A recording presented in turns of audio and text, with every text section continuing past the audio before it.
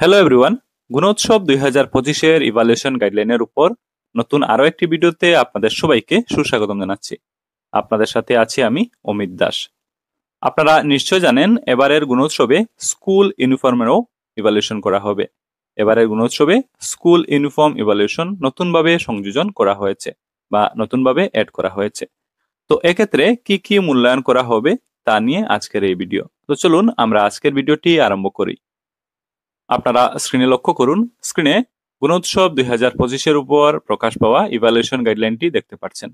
দেখুন লেখা আছে, প্রদত্ত নির্দেশাবলী অনুযায়ী বাহ্যিক মূল্যায়ক কর্তৃক ইউনিফর্মের মানদণ্ড পরীক্ষণের বিস্তৃত নির্দেশাবলী পরিশিষ্ট নয়।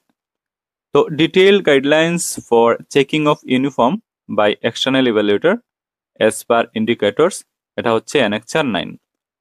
তো এই অ্যানেক্সার 9 আমি আপনাদের একটু ভালো করে বুঝিয়ে দিচ্ছি, আপনারা স্ক্রিনে লক্ষ্য রাখুন। দেখুন লেখা আছে, বিদ্যালয় মূল্যায়নের পাশাপাশি বাহ্যিক মূল্যায়ক ইউনিফর্ম সংক্রান্ত বিভিন্ন ক্ষেত্রগুলো যাচাই করবেন। তো এক্সটার্নাল ইভ্যালুয়েটর স্কুল ইভ্যালুয়েশনের পাশাপাশি ইউনিফর্ম সংক্রান্ত বিভিন্ন ক্ষেত্রগুলো তিনি যাচাই করবেন। বিদ্যালয় কর্তৃপক্ষ ইউনিফর্মের সঙ্গে জড়িত সমস্ত তথ্য প্রস্তুত রাখবেন এবং বাহ্যিক মূল্যায়নের দিন সেই তথ্যগুলো বাহ্যিক মূল্যায়ককে উপলব্ধ করাবেন।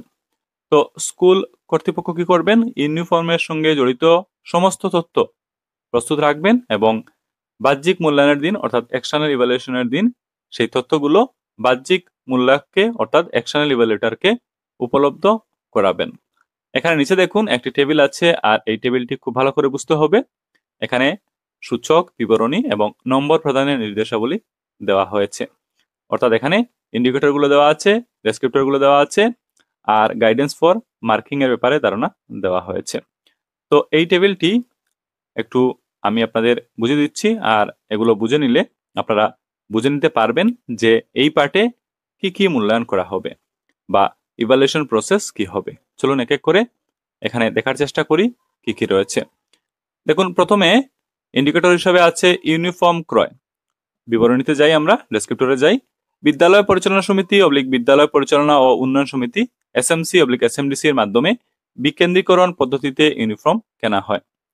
তো purchase of uniform is done in decentralised manner through SMC SMDC, এটা হচ্ছে ডেসক্রিপ্টর। আর নম্বর প্রদানের নির্দেশাবলী ডান পাশে দেওয়া আছে। যদি এসএমসি এসএমডিসি এর মাধ্যমে ইউনিফর্ম কেনা হয় তাহলে 1 নাম্বার, আর যদি না হয় তাহলে 0 নাম্বার। পরবর্তী ইন্ডিকেটর আমরা দেখব সভা অনুষ্ঠিতকরণ অর্থাৎ কন্ডাক্ট অফ মিটিং, এটা একটা ইন্ডিকেটর আছে। ডেসক্রিপ্টর আমরা দেখি, ইউনিফর্মের ডিজাইন চূড়ান্ত করা এবং সেই ইউনিফর্মগুলো প্রত্যেক ছাত্রছাত্রীর সঠিক মাপ অনুযায়ী তৈরি করার জন্য বিদ্যালয় পরিচালনা সমিতি বিদ্যালয় পরিচালনা ও উন্নয়ন সমিতি এসএমসি এসএমডিসির সভা অনুষ্ঠিত করা হয়। তো conduct of meeting of the SMC SMDC to finalize the design of uniform and prepare the order accordingly as per size of each child with proper measurement, একটা ডেসক্রিপ্টর। আর নম্বর প্রদানের নির্দেশাবলী ডান পাশে দিয়ে দেওয়া হয়েছে। যদি ইউনিফর্মের ডিজাইন চূড়ান্ত করা এবং সেই ইউনিফর্মগুলো প্রত্যেক ছাত্রছাত্রীর সঠিক মাপ অনুযায়ী তৈরি করার জন্য সভা আহ্বান করা হয় তাহলে 1 নাম্বার, আর যদি অনুষ্ঠিত না হয় তাহলে 0 নাম্বার। পরবর্তী ইন্ডিকেটর আমরা দেখব, আপনারা স্ক্রিনে লক্ষ্য রাখুন। পরবর্তী ইন্ডিকেটর হচ্ছে মান নিয়ন্ত্রক সমিতি গঠন অর্থাৎ formation of quality control committee. এখানে ডেসক্রিপ্টর হিসাবে আছে ইউনিফর্মের কাপড়ের নমুনার মান এবং কোটেশন ইত্যাদি যাচাই করার জন্য বিদ্যালয়ে মান নিয়ন্ত্রক সমিতি অর্থাৎ কোয়ালিটি কন্ট্রোল কমিটি গঠন করা হয়েছে।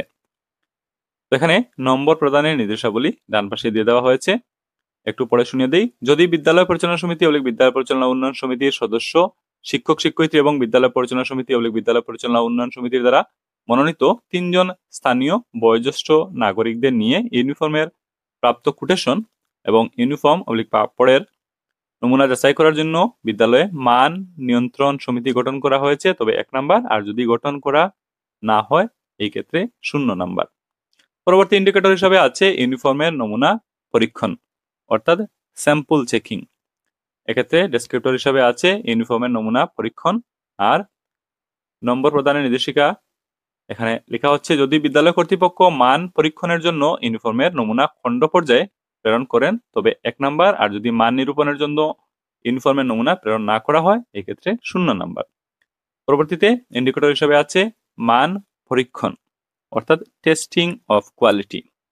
এখানে ডেসক্রিপ্টর হিসেবে আছে ইউনিফর্মের মান পরীক্ষণ, আর নম্বর প্রদানের নির্দেশিকা ডান পাশে দিয়ে দেওয়া হয়েছে। পরবর্তীতে ইন্ডিকেটর হিসেবে আছে 2 জোড়া করে ইউনিফর্ম লাভ।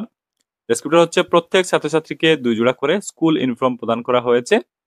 আর মার্কিং এর ব্যাপারটা ডান পাশে আছে, যদি প্রত্যেক ছাত্রছাত্রীকে 2 জোড়া করে ইউনিফর্ম প্রদান করা হয় তাহলে 1 নাম্বার, আর যদি 2 জোড়া ইউনিফর্ম প্রদান করা না হয় এই ক্ষেত্রে 0 নাম্বার। পরবর্তীতে ইন্ডিকেটর হিসেবে আছে ইউনিফর্মের মান। ডেসক্রিপ্টর হিসেবে আছে ইউনিফর্মের মান বজায় রাখা হয়েছে।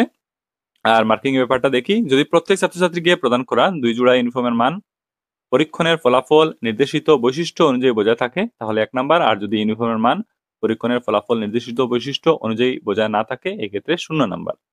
সবশেষে ইন্ডিকেটর হিসেবে আছে ইউনিফর্মের মাপ। ডেসক্রিপ্টর হিসেবে আছে ছাত্রছাত্রীদের সঠিক মাপ অনুযায়ী ইউনিফর্ম প্রদান করা হয়েছে।